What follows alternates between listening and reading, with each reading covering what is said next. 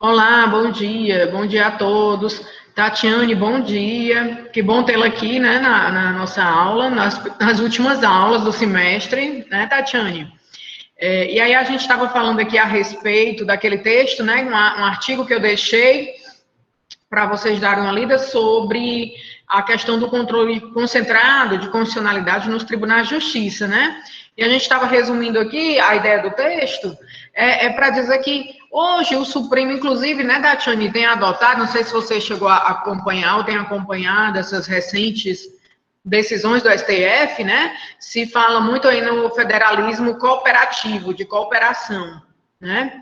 E aí os autores eles vêm a mencionar que se deve também dar uma relevância, né, uma importância para essas decisões no controle concentrado, nos tribunais locais, tá certo? Em virtude de a gente já ter também, né, Tatiane, um Supremo muito sobrecarregado, com um volume grande de processos, né? E que esse nosso Supremo, que é o guardião da Constituição, na verdade, ele deveria, né, resolver, em última instância, como ele diz aqui, questões constitucionais relevantes, tá? E que isso, assim, não vai ocorrer de toda forma, né? Vão sempre estar chegando detalhamentos, minúcias, né? Questões menores no Supremo, tá? Em razão da gente ter essa cultura, né? De considerar que só o Supremo vai ter a palavra final. Então, em questões de interesse local, né, os autores aqui, eles defendem que deveria ter, sim, uma primazia, né, de uma resolução pelos tribunais locais, né, pelos tribunais de justiça, em sede de controle concentrado, tá? Das leis estaduais, das leis e atos normativos estaduais, tá certo? Aí diz assim, mas eles diziam assim, mas isso não ocorrerá se, em virtude do excesso de demandas, o tribunal for incapaz de resolver qualquer problema. Quer dizer, com tanta demanda no Supremo, né, o Supremo não consegue resolver nem as questões constitucionais mais relevantes. Entendeu, Tatiane? Sim. É mais ou menos nesse sentido aqui a síntese desse artigo, tá? Agora, é interessante, né, a gente está mencionando aqui, porque são tantas questões que chegam ao STF, né, inclusive, até a própria, você viu, né, deve ter acompanhado, instalação da CPI da Covid. Agora a gente tem uma questão aí que está prestes a acontecer, né, na iminência de ocorrer aí no Brasil, no nosso país, numa situação de pandemia, né, Tatiane? Como é a questão dessa Copa América, né, que o Brasil acabou acatando aí, desculpa, a realização desse torneio, né? E hoje eu estava até ouvindo uma defesa aí em relação a realização desse torneio de futebol, de que é um campeonato de menor, digamos, de menor, digamos, amplitude, né? De menor relevância, que tantas pessoas não terem interessado, mas enfim, a questão da disseminação da doença, né? Da segurança, dos gastos, né? Tudo isso está envolvido, né? Nesse contexto aí de se poder ou não proporcionar, né? Essa situação aí. Quer dizer, ou a realização desse evento, né, Tatiane? Num contexto de crise sanitária que a gente vive, né, atualmente. Inclusive, as crises, né, acabam na simultaneidade de acontecimentos. Por exemplo, ontem mesmo a gente teve notícia, né, de que a gente viu que na cidade de Manaus a gente teve aquela crise, né, da falta de oxigênio e agora é a crise na segurança pública, né, grupos, enfim, do crime organizado, do tráfico de drogas, né, estavam ali causando atos, né, aí gerando violência, atos de insegurança em relação à sociedade, né? Não sei se você acompanhou, mas realmente já estão pedindo aí, né, a presença das Forças Armadas. Hoje eu não escutei ainda, mas enfim, lá na cidade de Manaus, porque o Estado, né, especificamente o Estado do Amazonas, não conseguiu ali garantir uma segurança efetiva aos seus cidadãos, né? Então, nesse meio tempo aí de tanta crise, né? Nessas situações tão difíceis que a gente está vivenciando atualmente, que são a crise sanitária, ainda aparece a ideia de se ter a realização de um evento de futebol, né? Qual é a importância disso realmente para o momento atual no Brasil, né? Eu acho que a gente deveria pensar muito mais em proteger a saúde da população em relação à vacina, né? Que estamos precisando aí aumentar esse número de pessoas vacinadas e tudo, proteger a saúde, a vida, do que propriamente ter a realização de um evento, né? Desportivo, entende, Tatiane? Mas, enfim, né?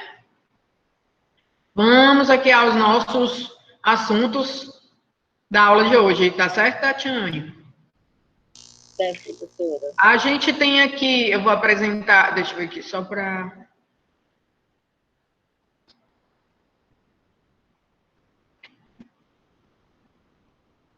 Aqui, a apresentação, eu que mudou tudo aqui no...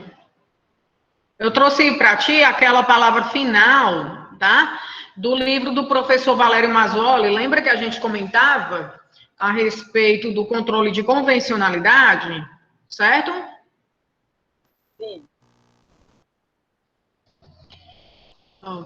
Aqui é só esse livro dele. Ele também está na nossa biblioteca digital, tá certo? Tá dando certo aí, tá, Tatiane? Ainda não, tá? Tudo apresentação, mas não apareceu nada ainda. Para evitar o efeito de espelho infinito, não compartilhe sua tela inteira. Não, vou colocar aqui que o Google tá cheio de novidade. Agora, apareceu? Ainda não. Não? Não, professor, tá do mesmo jeito. Vale, deixa eu tentar colocar de novo aqui. Só um minutinho.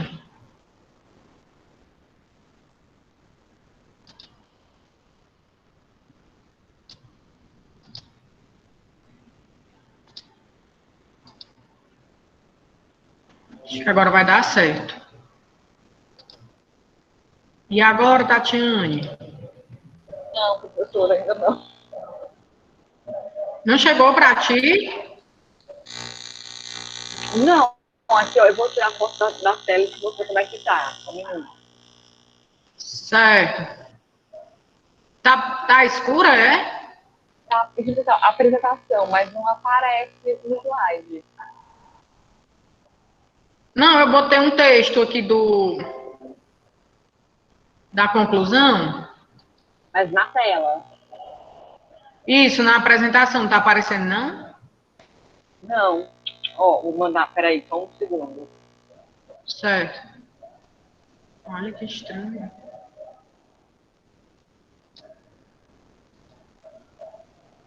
Eu saí de Ó, novo. mandei a foto no WhatsApp, professora. Ó, como é que tá aparecendo pra mim. Peraí. Tô acessando aqui.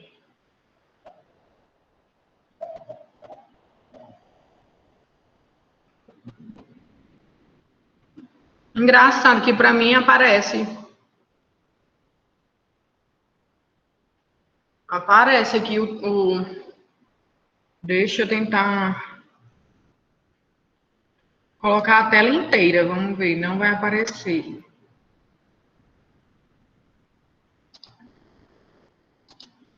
Tentar de novo. Eu vou fechar o arquivo e vou abrir novamente.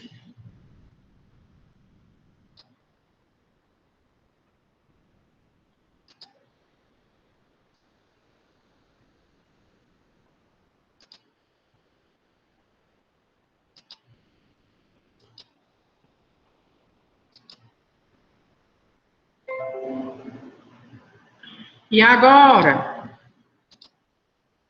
Tá do mesmo jeito. Gente. Pois aparece aqui no meu, olha, Tatiane.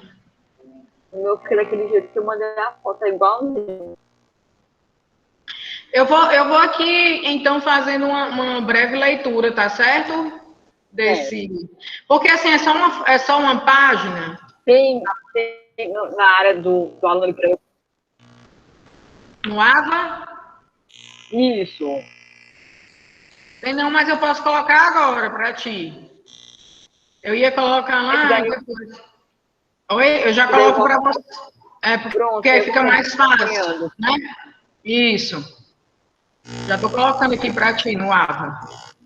Para vocês. Só um minutinho.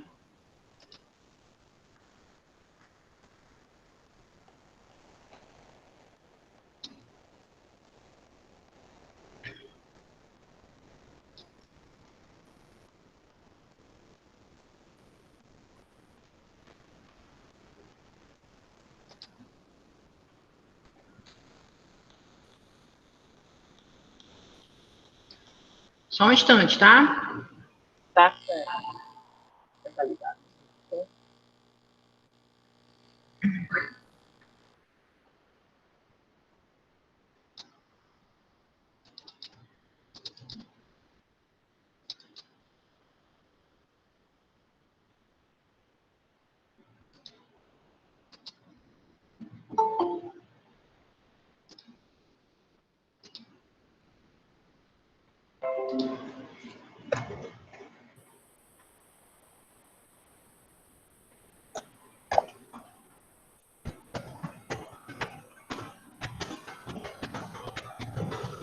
Oi, Hanna, bom dia.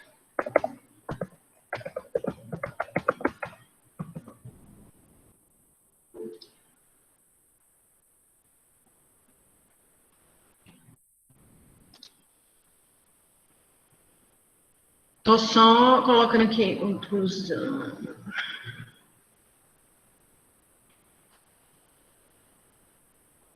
Oi, Hanna, deixa eu ver aqui o chat rapidinho, é que mudou tudo aqui no Google Meet. Bom dia, desculpa. Oi, Hanna, tranquilo. Você tá bem? Você acha que consegue? A nossa aula também não vai ser tão extensa hoje.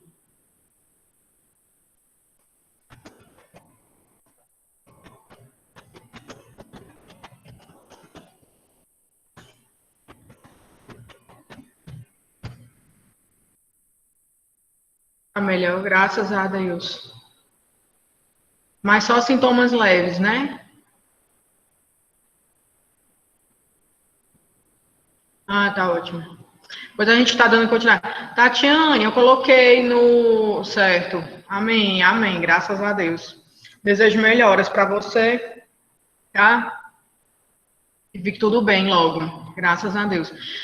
Tatiane, eu coloquei no AVA. Aí lá no AVA tá no material didático. Tem assim, conclusão, controle de convencionalidade. Tá deixa eu dizer aqui, nos arquivos de textos, certo? Pronto. Achou? É controle concentrado, é isso? Não. Não, controle, tem assim, ó, o título. Conclusão, controle de convenção. É um arquivo docx. Pronto, estou abrindo aqui. Já está aberto. Ana, a gente está estudando aqui, finalizando a matéria do semestre, tá certo? Com a temática do controle de convencionalidade, né? Que vem a ser aquela ideia de que os juízes e tribunais, né, eles também têm que estar a fazer esse controle, essa conformidade, né, essa verificação da lei nacional, da lei doméstica, né, como o pessoal dos direitos humanos, do direito internacional denomina a lei doméstica, né, também em relação efetivamente aos tratados e convenções, né, de direitos humanos, tá certo? Tratados e convenções de direitos humanos, sobretudo, né, aos tratados de direitos humanos que tenham sido ratificados e validados no nosso país, no Brasil, por aquele quórum das emendas à Constituição, que está previsto lá no artigo 5º, né, veio com a reforma do Judiciário de 2004, e está previsto lá no artigo 5º, parágrafo 3º, tá certo? Então, aqueles tratados de direitos humanos, né, que são considerados tanto formal como materialmente constitucionais, estão no mesmo nível de emendas, tá? Eles vão ser paradigmas, né, parâmetros para o controle concentrado de constitucionalidade das leis e atos normativos, também em relação à Constituição e aos tratados de direitos humanos. Quer dizer o seguinte, se eu tiver uma norma doméstica, né, ou uma norma interna, nossa, que brasileira, uma norma nacional, uma lei nacional, e se o Tratado de Direitos Humanos ele for mais benéfico, né, do que essa norma de direitos, enfim, essa lei nacional, tá? Vai haver a aplicabilidade do tratado, né? Em detrimento, mesmo que a lei seja constitucional, né? Vai haver a aplicação do tratado por ser mais benéfico do ponto de vista dos direitos humanos, né? Da dignidade da pessoa humana, enfim. Então, esses tratados vão prevalecer se forem mais benéficos, né? Do que a norma interna, né? Do que a norma doméstica, tá? É o que aconteceu no caso daquela questão da prisão do depositário infiel, né? O Pacto de São José da Costa Rica, ele não prevê a questão da prisão, né? Da restrição à liberdade do sujeito para o depositário infiel. Então, a legislação, o ordenamento brasileiro, ele se adequou a essa normativa aí da Convenção Interamericana. Certo? Tatiane, você conseguiu? Hanna, você consegue ver aí a apresentação ou não está aparecendo para ti? Pode falar no chat, tá certo?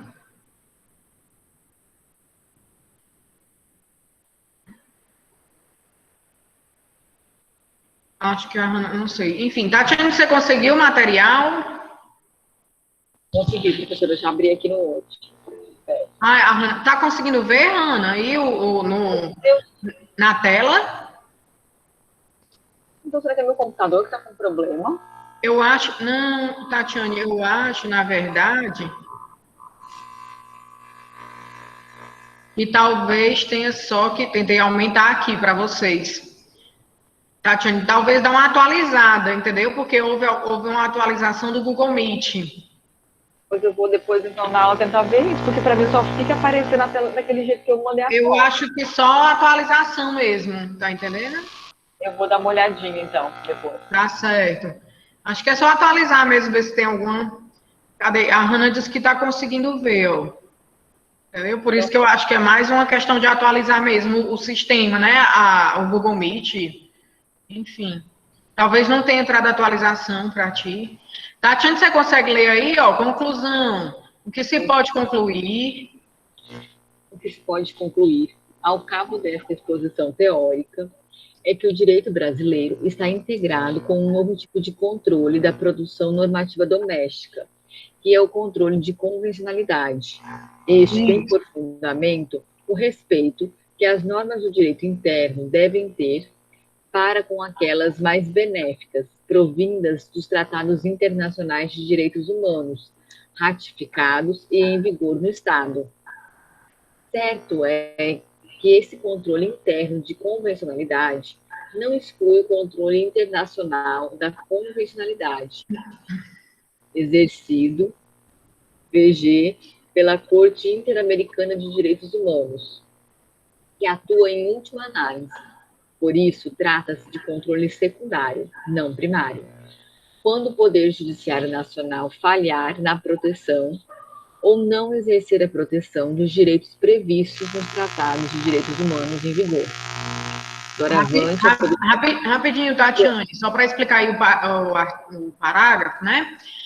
Pronto, o que é que ele quer dizer aqui, o autor? Que se não houver esse controle primário, né, pelos juízes aqui no território brasileiro, tá certo? No território nacional, né, ó, pelo Poder Judiciário Nacional, se houver essa falha nesse controle que é primário, então vai haver um controle secundário que vai ser pela Corte Interamericana, né, de Direitos Humanos, tá certo? Aí vai ser um controle secundário, vai passar pelo crivo, né, da Corte Interamericana, tá certo? Se caso não exista, né, esse controle, caso não seja esse controle realizado no Brasil, tá certo? Pode continuar, Tatiane. Doravante, a produção normativa doméstica conta com um duplo limite vertical material: a Constituição e os Tratados de Direitos Humanos, primeiro limite, e B, os tratados internacionais comuns, segundo limite, em vigor no Estado. No caso do primeiro limite, relativo aos tratados de direitos humanos, estes podem ter sido ou não aprovados com o quórum qualificado previsto na Constituição, no artigo 5º, parágrafo 3º. Caso não tenham sido aprovados com essa maioria qualificada, seu status será de norma apenas materialmente constitucional, o que lhes garante serem paradigmas do controle difuso de convencionalidade, a partir de sua ratificação e entrada em vigor no Estado. Caso, porém, tenham sido aprovados e entrado em vigor no plano interno após sua ratificação, pela sistemática do artigo 5º, parágrafo 3º, tais tratados serão material e formalmente constitucionais, e assim servirão também de paradigma do controle concentrado, para além do difuso, de convencionalidade. Só explicando rapidinho, Tatiane, só explicando, né, aqui a situação, certo? Para deixar, né, acho que ficou claro aqui com a leitura da Tatiane, né, fez aí uma excelente leitura para a gente nas aulas, tá certo? E aqui é aquilo que a gente tinha falado. Se esse Tratado de Direitos Humanos, tá, Hanna, ele for, por exemplo, aprovado pelo Fórum das Emendas, né, esse quórum das emendas aqui de 3/5 está nas duas casas do Congresso. Eu acho que está dando uma interferênciazinha no microfone, Tatiane. Ai, peraí. Deu certo. Pronto. Se esse Tratado de Direitos Humanos, né, ele tivesse sido aprovado com base nesse quórum aqui das emendas à Constituição, que é o mesmo das emendas, tá certo? Previsto no artigo 5º, parágrafo 3º. Então, esse Tratado de Direitos Humanos, ele também vai ser paradigma, quer dizer, ele vai ser um parâmetro, né, para o controle concentrado lá no Supremo, para que possa ser proposta, ali pode ser proposto um ADI, um ADC, o ADECOM, um ADPF, com base nesse tratado que foi aprovado com esse quórum, né, no controle concentrado, né, da lei em tese. Então, vai se discutir lá no Supremo se essa lei doméstica, essa lei interna, ela está de acordo com esse Tratado de Direitos Humanos, que ele é material e formalmente constitucional. Agora, se o tratado ele não teve essa aprovação, né, por esse quórum do artigo 5º, parágrafo 3º, ele vai servir para o controle difuso de constitucionalidade, na verdade, de convencionalidade, né? O controle do caso concreto, né? O outro tratado que foi aprovado pelo quórum do artigo 5º, parágrafo 3º, vai servir tanto para o controle concentrado como para o controle difuso. Tá claro, gente? Aqui a Tatiane e Hanna. Sim, professora. Pronto, quer dizer, quando esse tratado ele é aprovado por esse quórum, né, que é o mesmo quórum das emendas, né, ele equivale à emenda constitucional, então a gente diz que ele é paradigma tanto para o controle concentrado quanto para o difuso.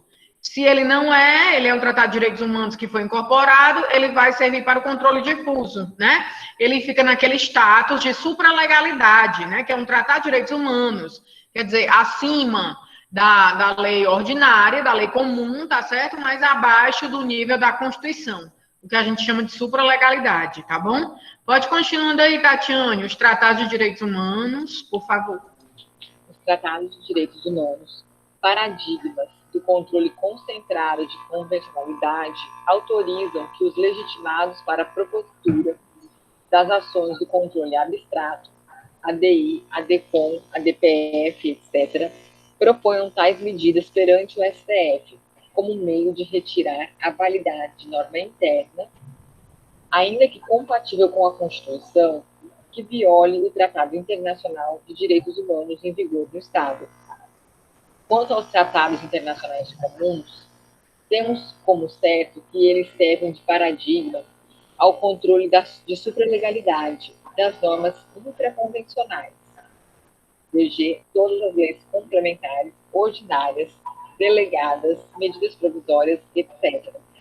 De certo que a incompatibilidade destas com os preceitos contidos naqueles invalida a disposição legislativa em benefício da aplicação do tratado. Certo, Tatiane, rapidinho, né? Só para explicar aí o parágrafo, né? A Tatiana está aí, ó. Então, os legitimados do 103, né? Daquelas ações que a gente já viu no Supremo, a ADI, a DC, ou a ADECOM, eles chamam que é a ADECOM, né? A DC, a DPF, a ADO, né? Eles podem propor tais medidas lá no Supremo, quer dizer, tais ações, como meio de retirar a validade de uma norma interna, né? Uma norma doméstica, uma norma nacional, ainda que ela esteja compatível com a Constituição, que viole tratado internacional de direitos humanos em vigor no Estado. Quer dizer, o tratado, se ele for mais benéfico, ele deve sim se sobrepor, né, à lei doméstica. Né, ele deve ser considerado aí na sua validade. Quanto aos tratados internacionais comuns, que o Tatiane leu, que não forem, né, reconhecidos ou validados por aquele quórum do artigo 5º, parágrafo 3º, temos como certo que eles servem de paradigma ao controle da supralegalidade, quer dizer, eles estão no nível da supralegalidade, abaixo da Constituição, mas acima, né, das leis ordinárias, por exemplo, das leis complementares, ordinárias delegadas, medidas provisórias, de sorte que a incompatibilidade destas espécies normativas, com os preceitos contidos naqueles tratados, né, vai invalidar a disposição legislativa em benefício da aplicação do tratado. Quer dizer, é sempre a ideia, pessoal, de que se o tratado é mais benéfico, Tatiane, né, e Hanna, então deve ser aplicado o tratado em detrimento da lei, mesmo que ela seja constitucional. Agora, ela não vai estar sendo, ela não vai estar de acordo com o tratado, né, ela não vai estar no parâmetro da convencionalidade adequado. Tá claro, Tatiane? Aí, Hanna? Aí vamos lá, entre nós, tá terminando aqui, tá? Entre nós, juízes e tribunais nacionais estão obrigados a controlar ex officio e preliminarmente a convencionalidade das leis, validando as normas domésticas menos benéficas e incompatíveis com os tratados de direitos humanos em vigor no Brasil. Trata-se de respeitar o que a Corte Interamericana de Direitos Humanos vem decidindo desde 2006, quando expôs a obrigação primária do Judiciário Nacional em realizar o exercício de compatibilização das normas internas com os tratados de direitos humanos, em especial a Convenção Americana sobre Direitos Humanos, ratificados e em vigor no Estado. Apenas quando todos os juízes e tribunais dos Estados-partes à Convenção Interamericana controlarem a convencionalidade das leis domésticas, seguindo a interpretação que faz da Convenção a Corte Interamericana, é que se poderá chegar à maturidade do sonhado ius comune interamericano, com a aplicação uniforme do direito internacional dos direitos humanos em todos os estados do continente americano. Enquanto, porém... Rapidinho, Tatiane, é isso aí, pessoal. Então, a gente está vendo aí que começou, né, a aplicação dessa ideia aí da convencionalidade, né, junto à Corte Interamericana, aqui em Costa Rica, né, a aplicar a partir de 2006, a gente viu que aquele precedente foi o caso Almonacid Arellano, né, versus Chile, tá, a questão da anistia, né, a apuração de anistia, tá, e aí a gente teve essa visão a partir de 2006 e no Supremo começou-se a implantar a partir de 2008, né, aqui no Brasil, mas a ideia é que todos os juízes e tribunais devem estar obrigados, né, de forma de ofício mesmo, né, inicialmente, a verificar se essas leis internas, né, domésticas, como eles chamam aqui, estão de acordo com esses tratados de direitos humanos, que estejam vigentes no país, né, que tenham sido ratificados pelo Brasil, tá certo? Aí a ideia toda é buscar um sonhado, né, como ele fala, ius comune interamericano, certo? Tatiane, esse VG que você já leu em alguns momentos aqui, é verbo e gracia, certo? Verbo e gracia. Por exemplo, né, que ela quer dizer, verbo e graça, por exemplo, tá? Aí, para terminar, enquanto, porém,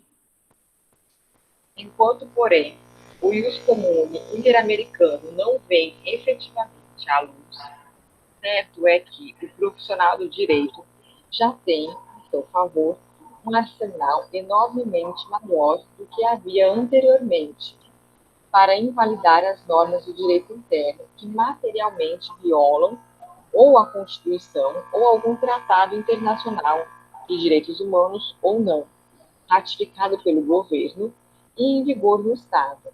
Essa a enorme novidade do direito brasileiro atual, que representa seguro avanço do constitucionalismo pátrio como a concretização do almejado Estado constitucional e humanista de direito. O tempo dirá se avançamos. pronto, aí esse aqui foi só um trecho, né, na verdade, uma página lá do livro do professor Valério Mazzuoli, né, que vocês têm, deixa eu só, consegue visualizar aí, Tatiana? Sim, consigo sim. A Hanna, consegue ver?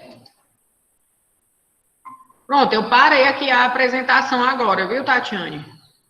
Certo? Certo. Aí, o controle jurisdicional da constitucionalidade das leis, né?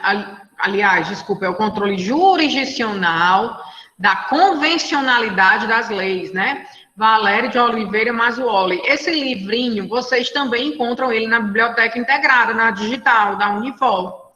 Então, dá para vocês terem acesso, né? Para quem tiver interesse aí, e também para os estudos, né? Para efetivamente vocês estarem dando uma analisada aí nesse conteúdo aí da nossa matéria, tá certo?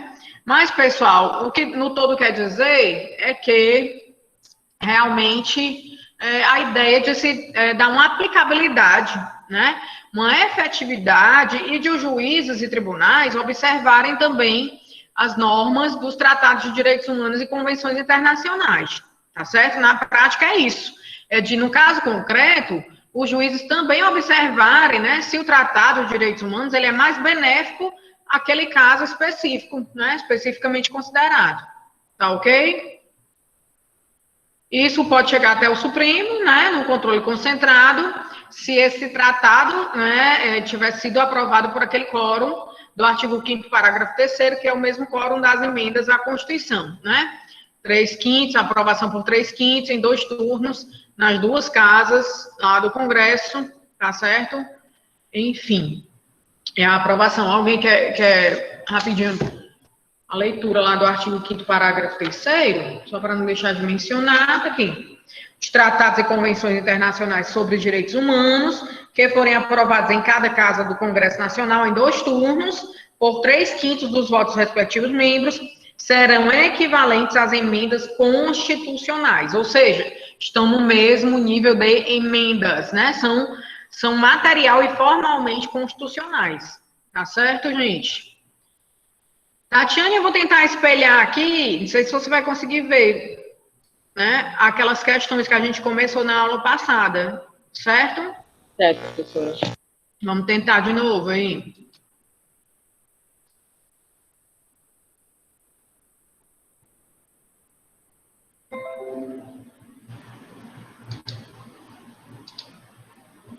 Apareceu para vocês?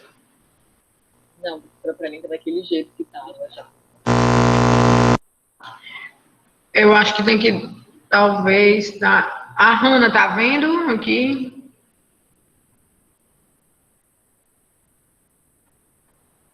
Deixa eu ver se ela...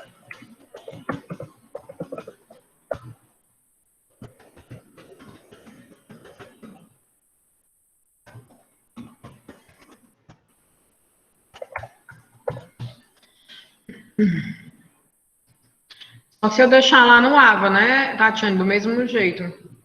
Porque... Sim, aí eu consigo abrir. Mas depois eu vou reiniciar o computador quando acabar a aula.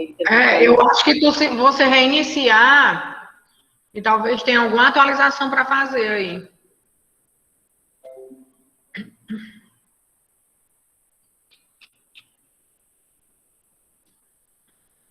Eu vou tentar colocar aqui as questões, tá, Tatiane? No AVA?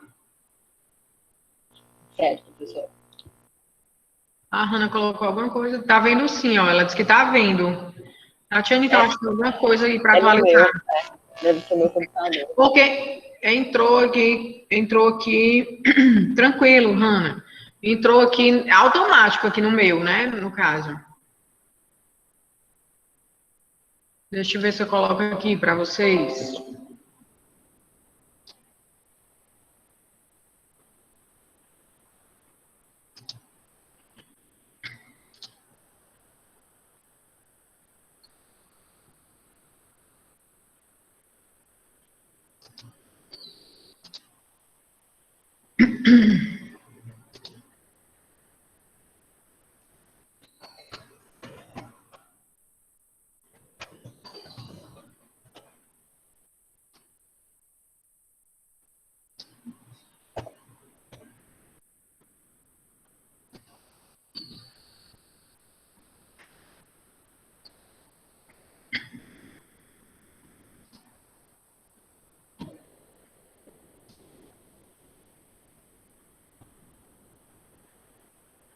Tatiane, eu coloquei aí nas questões para revisão. No caso, seria a V3, certo? Material didático também. É, mas nas questões de revisão, é outra pasta.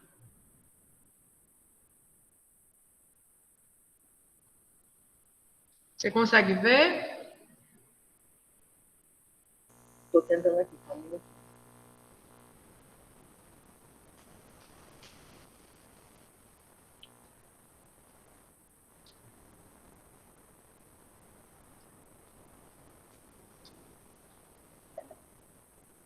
Aí seria material didático, arquivo de texto e depois aula, questões de revisão. Pronto. Isso, questões de revisão. Aí tem no, Tá aqui. a V3, é. Pronto, achei. Estou só abrindo. Para a V3. Achou? Achei sim.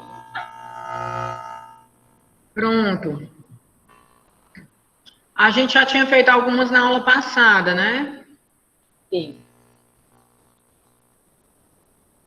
Peraí que eu estou só imprimindo aqui, porque daí também eu já vou anotando as coisas que também já me ajuda para o estudo.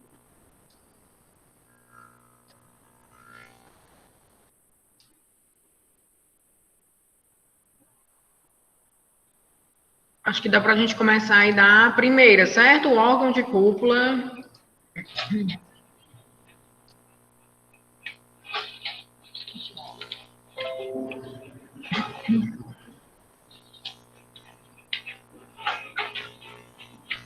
Só um minuto, estou terminando de imprimir, que aí eu vou. Ah, tranquilo. Pronto. O órgão de cúpula na Organização Judicial Brasileira, STF, proferiu decisão decisiva em mérito de ação direta de inconstitucionalidade, declarando a inconstitucionalidade de determinada lei do Estado Gama. 3 meses depois da referida decisão, o Estado Alfa, após regular processo legislativo e sanção do governador, edita uma lei estadual com teor idêntico àquele da lei federal que fora declarada inconstitucional pelo STF. Com fundamento no ordenamento jurídico constitucional atual, assinale a alternativa correta. As decisões proferidas em sede de controle abstrato, como no caso da ação direta de inconstitucionalidade, possuem efeito erga omnes e vinculam o poder legislativo e o poder executivo. Logo, a inconstitucionalidade da lei do Estado Alfa pode ser arguida em reclamação ao STF. Norma editada pelo Estado Alfa, ao contrariar a decisão definitiva de mérito proferida pelo Supremo Tribunal Federal, ao qual compete principalmente a guarda da Constituição, já nasce eivada de nulidade de pleno direito e não produz quaisquer efeitos. C. A decisão proferida pelo STF, declarando a inconstitucionalidade da lei do Estado Gama, apenas vincula os demais órgãos do Poder Judiciário e a administração pública direta e indireta, não o Poder Legislativo em sua função própria de legislar. Logo, pode ser proposta nova DI. D. A decisão definitiva de mérito proferida pelo STF em ação direta de inconstitucionalidade não possui efeito precedente, motivo que não impede a edição de lei estadual com teor idêntico àquele de outra lei estadual que fora declarada inconstitucional pela Suprema Corte. Pronto. Aí, qual seria a resposta, Tatiane, no seu entender? Eu assinalaria a A. Mas lembra que a gente falou, ó, que é aquela ideia, né, para se evitar aquele fenômeno também da fossilização do direito, né? Lembra que a gente falou que as decisões, que até lá no artigo também, mostrar aqui para vocês, tá certo? Da Constituição. Né? Que as decisões não vinculam o poder legislativo, pode haver outra lei. Então, a resposta aqui, ó, vai ser a letra C. Certo? A decisão proferida, né, pelo Supremo, declarando a inconstitucionalidade da lei do Estado do Gama, apenas vincula os demais órgãos do Poder Judiciário e a administração pública, direta e indireta, não o Poder Legislativo, né? Pode haver, senão a gente teria aquela ideia da fossilização do direito, né? Aí tem aquele fenômeno que eu falei para vocês, do backlash, né, que o Supremo declara inconstitucional, né, uma determinada lei. O que o Congresso vai fazer? O Congresso ele pode editar uma nova lei, ele pode modificar a Constituição por emendas, entendeu, Tatiane e Hanna? Sim. Sim. Certo? Então, aquela ideia que não vincula o legislador, né, na sua função típica aí de legislar, tá ok? Então, a letra C, certo? E pode haver nova ADI, né, em relação à nova lei, certo? Pode haver uma nova ADI, né? Ficou claro aqui, Tatiane? Sim, professora. A questão 2, ó. Analise as assertivas e aponte a alternativa correta. A ação direta de inconstitucionalidade por omissão teve sua disciplina processual regulamentada com o advento da lei número 12.063 de 2009, alteradora da lei número 9.868 de 1999. É a regulamentação da ADO, né, que ela veio depois, ó, só em 2009 ela alterou a lei. Aí assim,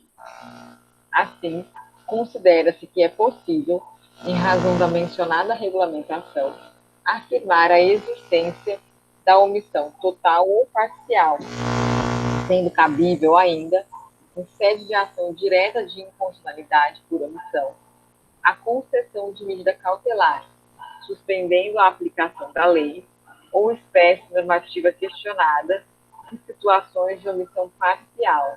E aí, Tatiane, Hanna, o que você acha? As duas alternativas assertivas estão corretas? E a 2 é uma justificativa adequada para a primeira?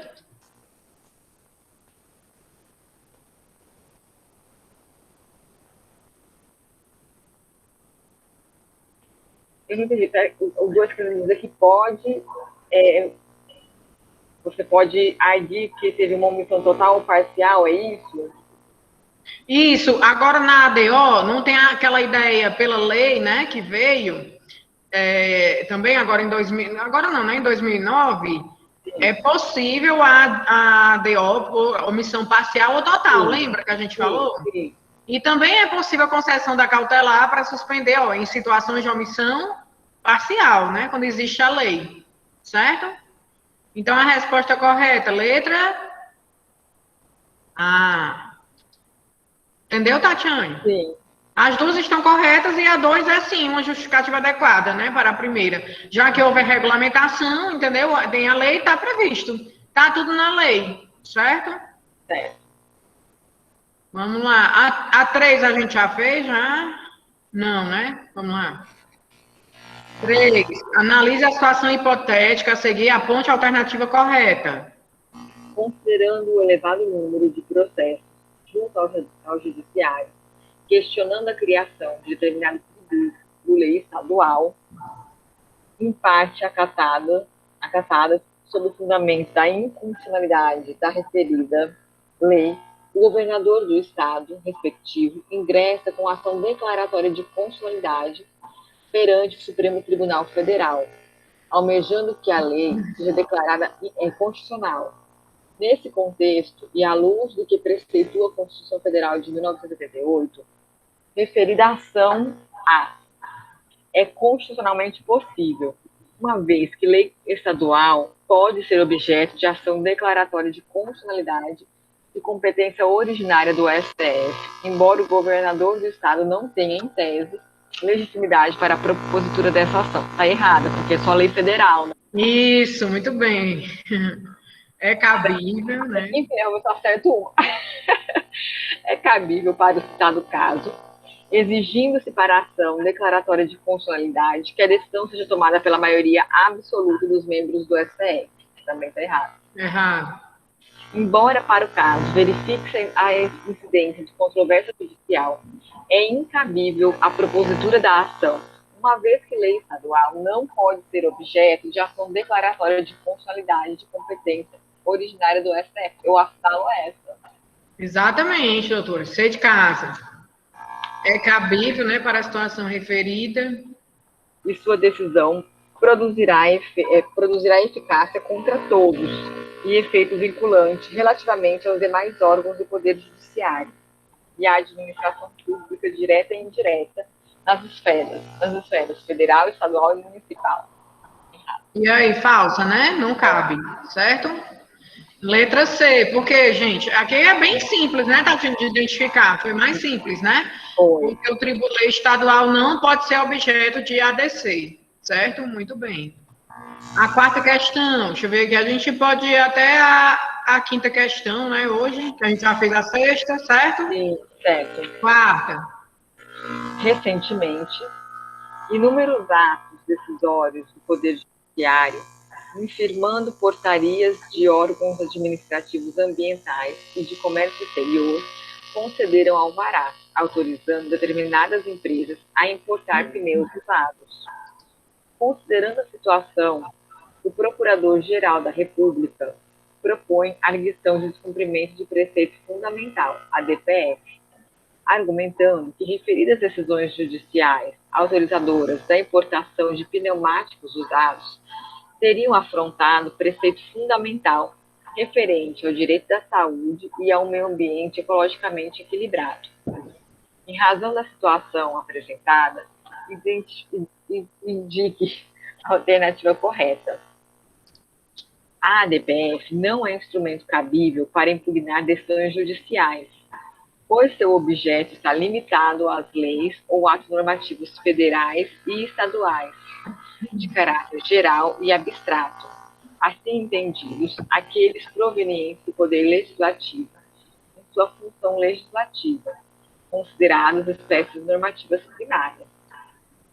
A ADPF... E aí, o que vocês acham dessa, Tatiane? Professora, eu não sei. Ele diz assim, ó, não é instrumento cabível para impugnar decisões judiciais. A gente já viu que a DPF pode ser utilizada para questionar, né, atos do poder público. Então, ela é bem geral, o objeto dela, né? O parâmetro é mais restrito porque é o preceito fundamental, né? Mas o objeto é bem mais amplo, certo? Certo. B de bola. A ADPF tem por objetivo evitar ou reparar lesão a preceito fundamental, resultante de ato do poder público, ainda que de efeitos concretos ou singulares. Assim, é cabível para impugnar decisões judiciais que violem preceitos fundamentais da Constituição, desde que observada a subsidiariedade dessa ação. Sei. Embora as decisões judiciais possam ser questionadas por ADPF, a referenciada violação do direito à saúde e a um meio ambiente ecologicamente equilibrado não está abrangida no conceito de preceito fundamental, conforme o rol taxativo previsto na legislação federal número 9.882 de 99. Está errado essa. Isso, né? Não existe previsão na lei, né, Tatiane e Hanna, tá certo? Sobre quais são esses preceitos considerados fundamentais, né? Quem vai delimitar isso aí é o Supremo, certo? E já delimitou, né? Teve a DPF, salvo engano, a 101, que a ministra Carmen Lúcia, ela falou expressamente que a saúde e o meio ambiente são preceitos fundamentais, tá certo? AD. A ADPF não pode ser admitida no caso, pois o Procurador-Geral da República, na qualidade de cursus constituciones, não detém legitimidade ativa para suscitar a inconstitucionalidade de ato realizado por membros do Poder Judiciário, sob pena de interferência na separação das funções. Não tem nada a ver, né? Isso aí. Não, é a B. Isso, B de bola, né? Justamente. Então, a DPF, ela tem por objeto evitar ou reparar lesão a preceito fundamental resultante de ato do poder público, ó, quaisquer atos do poder público, né? Inclusive as decisões judiciais, tá certo? Podem ser alvo. Tanto é que tem se utilizado bastante, né, essa DPF no momento aí pela questão dos decretos governamentais, né, nos estados, em razão da pandemia. Até a gente deixou a 672 para vocês lá no AVA, né? Deixa eu ver aqui. Só confirmando. Material didático. E aí, a DPF 347, né? Tem uma petição, que é aquela do estado de coisa inconstitucional, né, Tatiane, das penitenciárias, certo?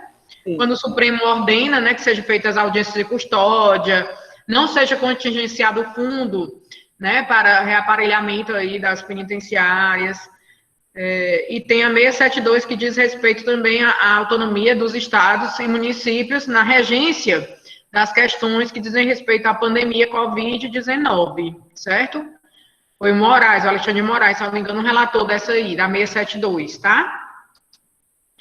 Podemos passar adiante, entenderam aqui? Hanna, Tatiane? Sim. Aí a questão 5. Uma determinada lei estadual está em contradição com uma norma da respectiva Constituição Estadual, que cuida da remuneração dos deputados estaduais, e, ao mesmo tempo, está em desconformidade à norma da Constituição Federal. Com base nessa situação hipotética, no ordenamento jurídico vigente e em posição atual do Supremo Tribunal Federal, indique a assertiva correta. A.